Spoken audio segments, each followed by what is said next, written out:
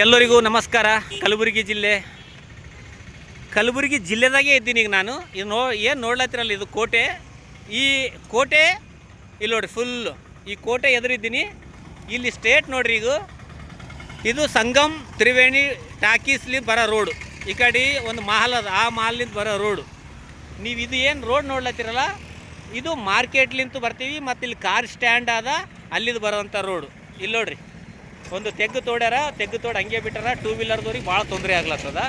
ಈಗ ಇಲ್ಲಿ ನೋಡ್ರಿ, ಟೂ ವೀಲರ್ದವ್ರಿಗೆ ಎಷ್ಟು ತೊಂದರೆ ಆಗ್ಲತ್ತದ ನೋಡ್ರಿ. ಎಲ್ಲ ಜಂಪಿನಾಗ ಬರ್ಲತ್ತದ. ಈಗ ಆಲ್ರೆಡಿ ಒಂದು 2-3 ಬಿದ್ದರು, ನಾವು ನೋಡೀವಿ. ಈಗ ಇಲ್ಲಿ ನೋಡ್ರಿ, ಈ ಥರ ಅದಲ್ಲ. ಇಲ್ಲಿದ್ದು ಹಿಂಗೆ ಹೋಗ್ತೇವಪ್ಪ ಅಂತಂದ್ರೆ ಇದು ಬಂಬು ಬಾಜಾರ್ಕೇನು ಹೋಗ್ತದಂತ. ಇದು ನೋಡ್ರಿ, ಎಷ್ಟು ರೋಡ್ ನೋಡ್ಲತ್ತಿರಲ್ಲ. ಈ ರೋಡೆಲ್ಲ ಪೂರ ಈ ರೈಟಿಗೆ ಲೆಫ್ಟಿಗೆ ಬರೀ ಕೊಂಬಗಳಾವ. ಹೆಸರಿಗೆ ಮಾತ್ರ ಕೊಂಬಗಳಾವ. ಇವು ಕೊಂಬಗಳಾವಲ್ಲ, ಈ ಕೊಂಬಗಳಿಗೆ ಲೈಟೇ ಇಲ್ಲ. ಫುಲ್ ಕತ್ತಲದ ಇದು. ರೈಟ್ ಸೈಡು ಲೆಫ್ಟ್ ಸೈಡು ಕತ್ತಲದ. ಒಂದು ಕಂಬಗಳಿಗೂ ಲೈಟ್ ಇಲ್ಲ. ಸಂಬಂಧಪಟ್ಟ ಅಧಿಕಾರಿಗಳು ಆದಷ್ಟು ಬೇಗ ಲೈಟಿನ ವ್ಯವಸ್ಥೆ ಮಾಡಿಕೊಡ್ಬೇಕು. ಇದು ಎಲ್ಲಿ ಅದಂತ ಮತ್ತೊಂದು ಸರಿ ತೋರಿಸ್ತೀನಿ ನೋಡ್ರಿ.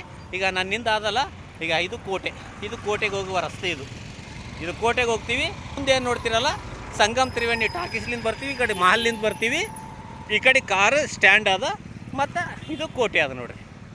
ಸಂಬಂಧಪಟ್ಟ ಅಧಿಕಾರಿಗಳು ಆದಷ್ಟು ಬೇಗ ಇಲ್ಲಿ ಲೈಟಿನ ವ್ಯವಸ್ಥೆ ಮಾಡಿಕೊಡಬೇಕು ಅಂತ ನಮ್ಮ ಕಳಕಳಿಯ ಮನವಿ.